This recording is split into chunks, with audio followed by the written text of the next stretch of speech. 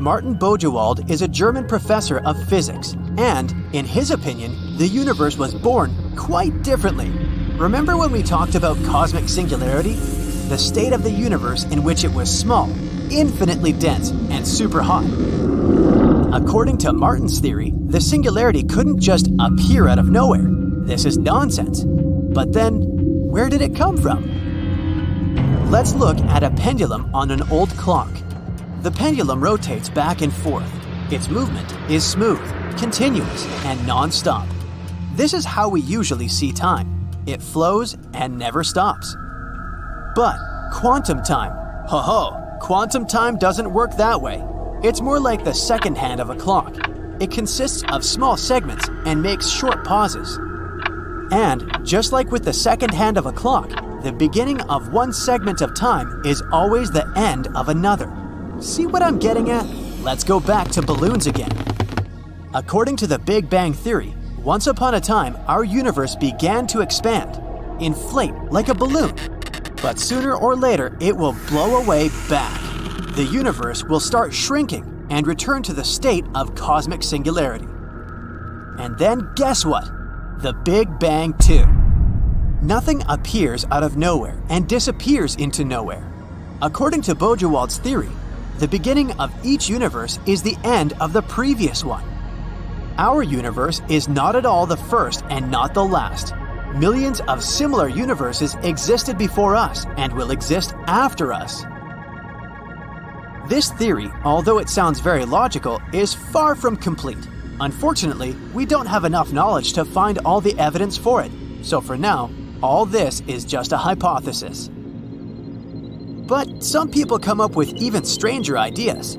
Scientists promote such unusual theories that no one could even think of. Neil Turok, a South African physicist, and his colleague, Paul Steinhardt, an American theoretical physicist, look for answers far beyond our universe.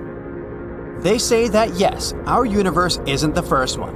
There have been and will be an infinite number of them. And not only will there be endless Big Bangs, our universe is just one of an infinite number of others. And all of us are stuck in a cycle of endless rebirths of parallel worlds. This sounds incredible and frightening at the same time. But how does it work? According to this theory, our universe is located inside a so-called brain, as in membrane. In other words, we're stuck in some kind of elastic surface that's capable of contracting, stretching, oscillating, and so on. Like pieces of fabric on a rope, these parallel universes are located near each other. Each one has a neighbor. We're not the exception. Another universe may be an inch from ours, but we can't see it. That's because there's a tiny space between us, and this tiny space contains the fourth dimension. How do these universes originate? Through brain collision. These brains are getting closer to each other very, very slowly, until one day they finally collide.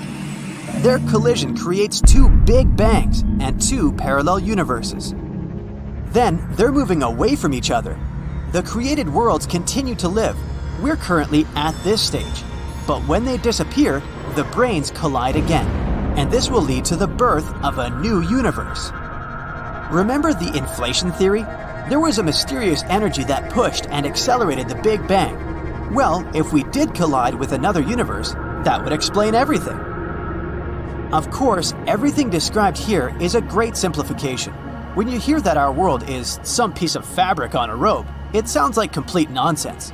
But this idea is based on string theory and M theory, two giants of quantum mechanics. If they turn out to be true, they could explain almost everything in our universe. Creating a theory is an incredibly huge process. Turok and Steinhardt made a huge amount of calculations and swept away many non-working theories.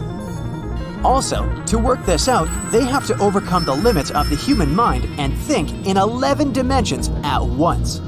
Unfortunately, this crazy and elegant idea was laughed at. Turok and Steinhardt say that scientists are regular people, just like everyone else. They're also afraid of change and the unknown. And it's really scary to question everything we once believed in.